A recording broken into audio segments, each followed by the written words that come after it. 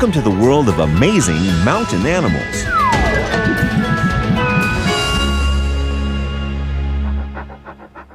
Okie dokie, that's one backpack, one pair of binoculars, and an extra large box of Fido snacks.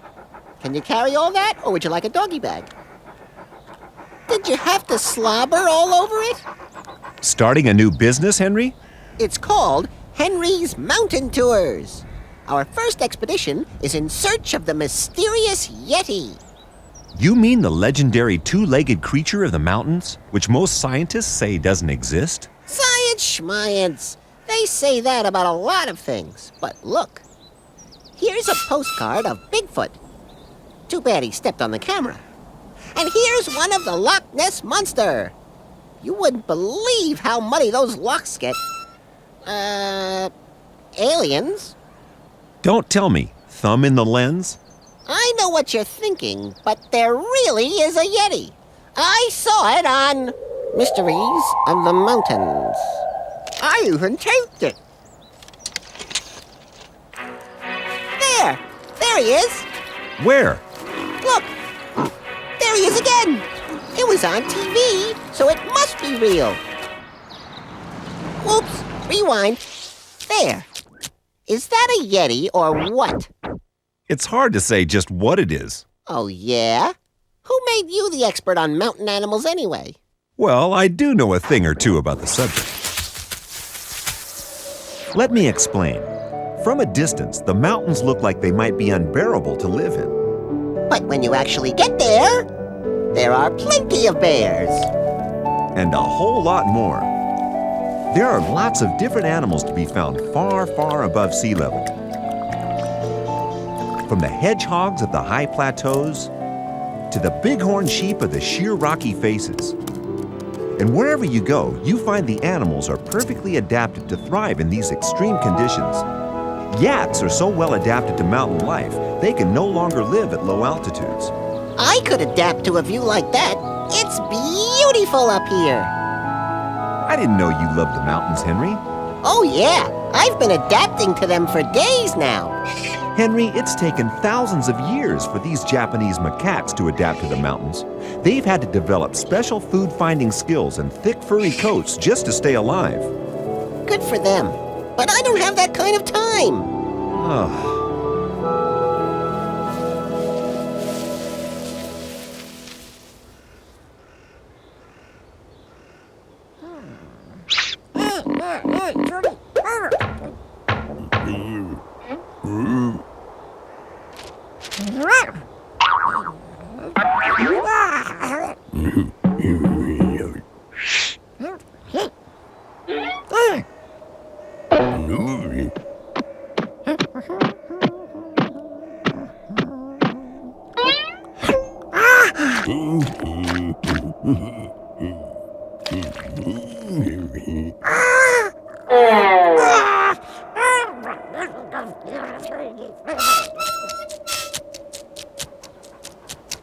All right, I know these mountains like the back of my hand, so I'll be the leader. Ah! What's that? The back of your hand, Henry. I knew that. Now, follow me. I'll keep my eyes out for that old Yeti. See anything? Not Yeti. Henry, how are we supposed to follow you up there? Nobody said mountaineering was easy. Henry! Don't worry about it. But it's dangerous! What do you mean? It isn't danger. Help! Somebody give me a hand! It looks like you could use a helping hoof from one of these guys, Henry. Who? Mountain Rescue? No, mountain goat. These guys are the original rock climbers. Thanks to their special gripping hooves, they can travel to the top of the steepest mountains, even when they're covered in ice and snow. Excuse me, but they're not exactly up in the clouds there. They're still risking life and limb. These rock faces are soft and crumbly. One false step and it's straight into that raging river. Wow! So why are they there? Believe it or not, they've come all the way from their mountaintop homes just to lick at the salt deposits found down here. Just for a little salt? How far would they go for the pepper? The moon? Scientists aren't sure why they do it. Some think the salt may be a necessary supplement to their meager alpine diets, or maybe they just like it. Didn't anyone tell them that too much salt is bad for your health? Especially if it makes you fall over. Whoops, careful now. Stumbling's no joke for a mountain goat, Henry. Oh, I can see that. One false move, and you're a bottom of the mountain goat.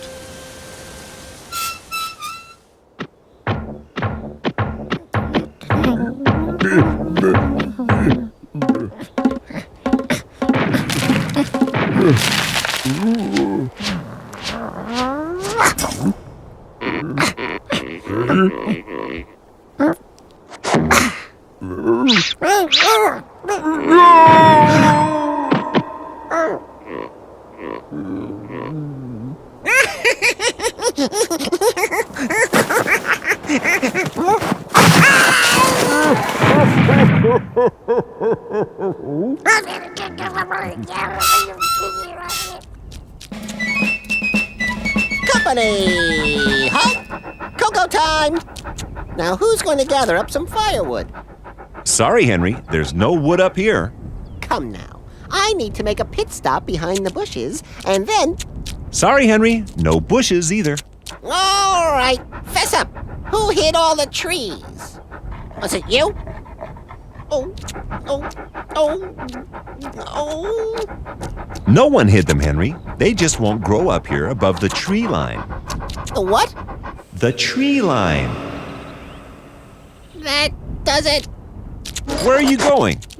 Back below the tree line. I'm desperate. Why, Henry, I never knew you were such a tree lover. You remind me of someone else I know. Can't this wait? I was hoping for a little privacy. Don't worry, I'm talking about the mountain beaver found here in the forested slopes of the Pacific Northwest, and this one has its own business to attend to. What business is that? The leaf cleaning business? Actually, it eats leaves. But wait, keep quiet. There's trouble afoot. A mountain lion? Or puma? Or cougar? I'm never sure which. They're all right. The mountain lion has one of the widest ranges of any animal in all of North and South America and gets called different things in different places. And do they owe their success to the consumption of mountain beaver meat? Apparently not. This cat would rather hunt for deer. It's all right, Beav. Come on down. The mountain beaver isn't a real beaver at all. It's a different kind of rodent. It doesn't build dams, but digs a maze of tunnels which it uses to store food. Which makes that a TV dinner. TV? Yeah, tunnel vision.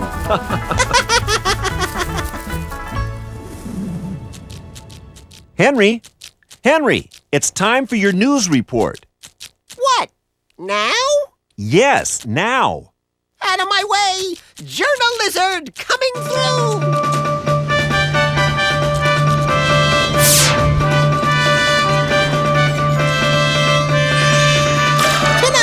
Dr. Superglue strikes again! And meditating lemurs just say,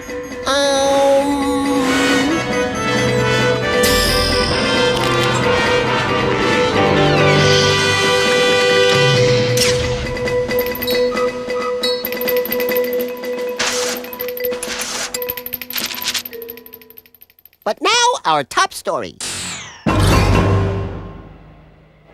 The hills are alive with the sound of mooing.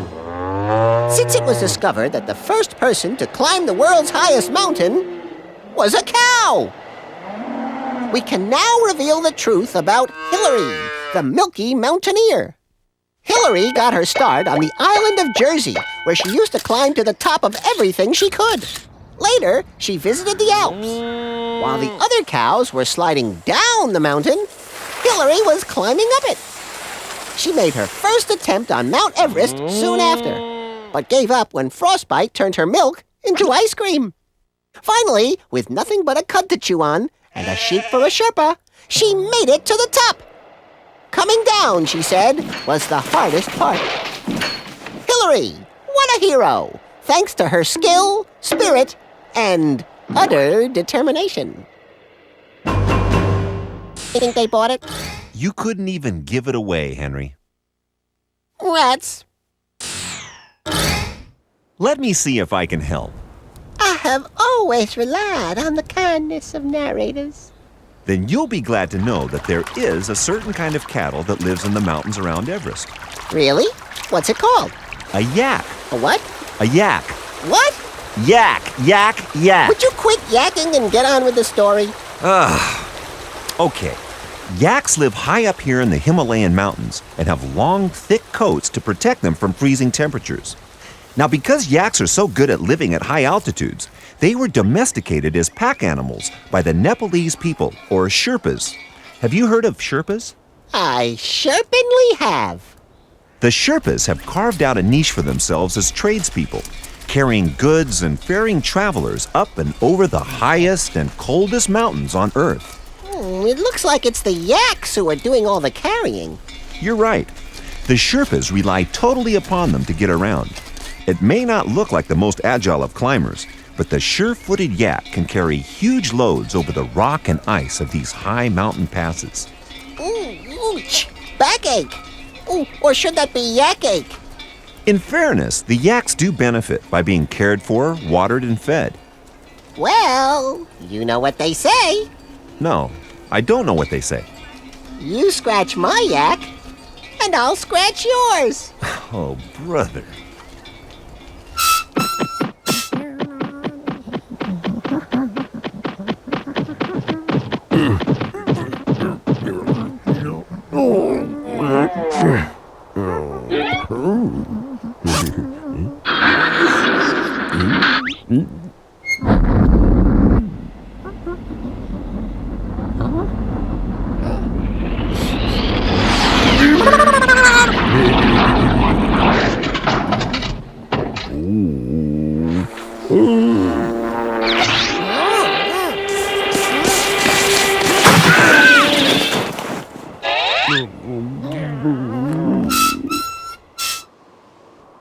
Is that for attracting yetis, Henry? Yeti spaghetti. I hear they love it. They may be rare, but no Yeti can resist turning up for a mountain meal al fresco. Isn't this getting just a little bit ridiculous? Don't laugh. My customers will want their money back if they don't see a Yeti. Now, where was that Parmesan? I know I had it here somewhere.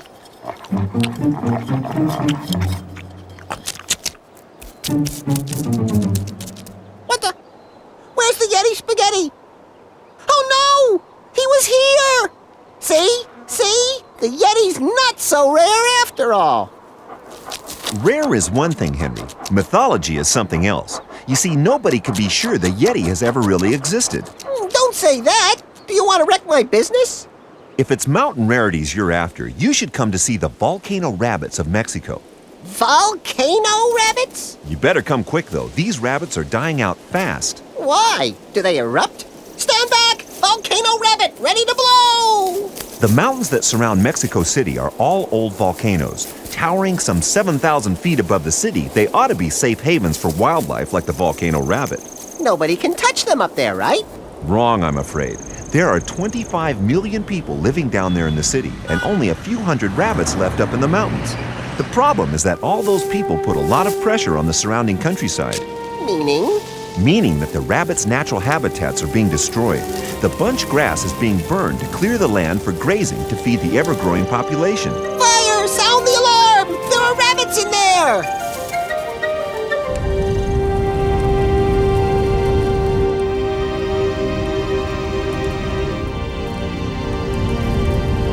The volcano rabbit is the most ancient rabbit species on Earth. It can't dig holes like other rabbits. Instead, it relies on the bunch grass for shelter.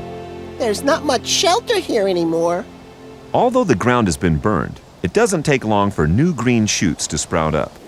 This means excellent grazing for cattle and sheep, but sadly, it could be the end of the line for an ancient species of rabbit. What a waste. Well, listen to this.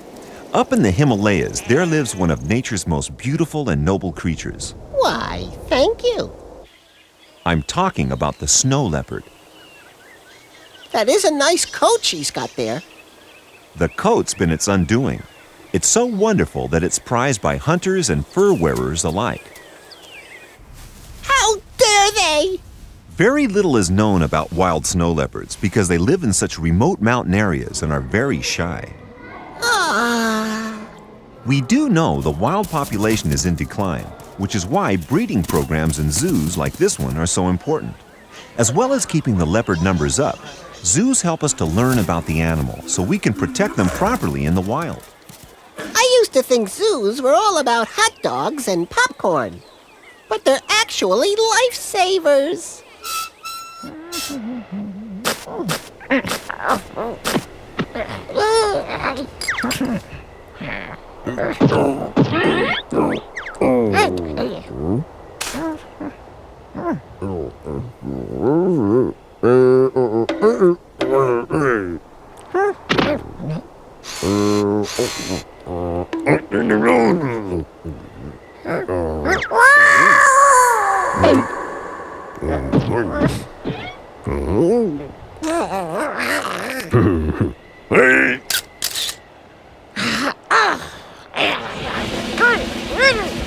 And now, ladies and gentle lizards, it's time for Henry's amazing Golden Gecko Awards. The winners of my all-time best amazing mountain animals are... In third place, this gigantic bird of prey can soar and soar without ever getting sore. The Andean condor. And in second place, they're so into mountain climbing, if they had names, they'd all be called Cliff, the mountain goat. But tonight, we go up close and personal with the big hairy hillbilly himself, the mountain gorilla. Coming to us direct from the mountainous Virunga National Park, right smack dab in the center of Africa. They can usually be found hanging out together in tightly knit groups.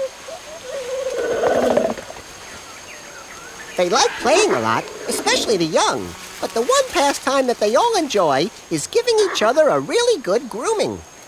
Much like human beings, Mama Gorilla puts a lot of tender, loving care into bringing up babies. Big Daddy Silverback is a real sweetie, too, but he can sure act tough when he needs to. These big boys of the jungle can weigh in at up to 300 kilograms and can snap a tree with a single hand. Gorillas love a tasty meal at the salad bar, and except for a few ants and termites, they tend to steer clear of the meat dishes. With an appetite like that, they have to cover a lot of ground to find all the food they need. This endless quest for the next meal sometimes brings them into direct contact with humans. Farmers have found crops like bananas grow well here, and gorillas have found that bananas taste great. Gorillas are profoundly intelligent, and they inspire awe in almost everyone who meets them. And so, with the utmost admiration and respect, this golden gecko is yours. Oh boy, oh boy, boy, boy, oh boy, oh boy. Henry, calm down. Easy for you to say. You're a pink dinosaur with yellow spots. Look at me. I'm turning into a big chocolate donut. I can't bear it. I've got trees in my ears. You have not. You're just seeing things. You've got altitude sickness. Vive la France! Vive l'empereur! What is this altitude sickness? The air is so thin up here, there's not much oxygen in it. If you climb too quickly, you can start to feel ill, even a little bit crazy. You don't think I'm acting kind of funny, do you? Do ya? I've got a Yeti to catch! Gangway! Well, I guess some animals are better at dealing with high altitudes than others. My point exactly! Woohoo! We can't all be like the South American hill star. Hill Star? You must mean the Hollywood Hills. Don't you just love 'em? The hill star is a hummingbird that lives way up in the highlands of Ecuador. Every night, the temperature drops below freezing, but the hill star has an amazing survival strategy. It can slow its body systems way down, just enough to stay alive. But once the sun rises, it's up and at 'em, bathing in fresh meltwater. If that doesn't wake you up, nothing will. And then what? It must be breakfast time. For birds, any time is the right time for a meal.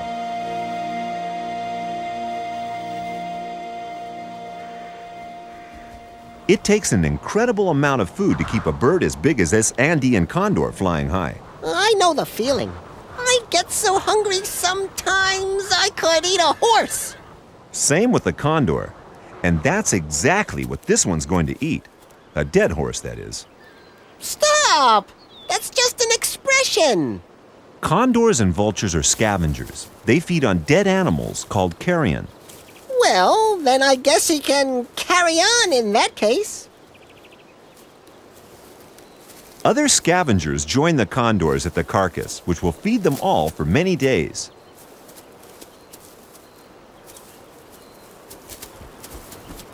Scavenger's the name, scavenging's the game. You rang? That's the cara, Henry. It doesn't have the strength to get at the horse flesh itself, so it waits for the condor to do the hard work for it. Can I have 2 horsey burgers to go, please? Coming up, the chicks are waiting back up in the clifftop nest. Hello! Open wide, my angels. Daddy's got a special treat for you. Thanks, Dad. That smells disgusting. Just the way we like it.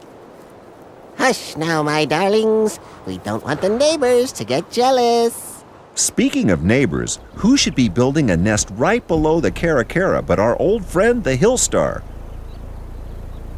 It takes a lot of searching to collect all the materials it needs.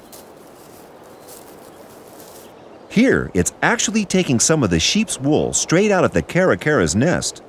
It didn't seem to care. It's not a big deal. The hill star only takes a little. And if she's smart, she can knit herself a sweater for the cold nights ahead.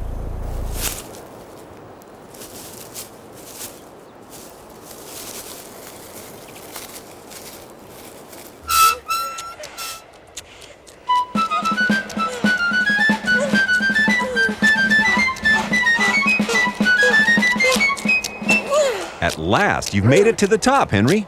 Yep. If I don't find a Yeti here, there's nowhere left to look.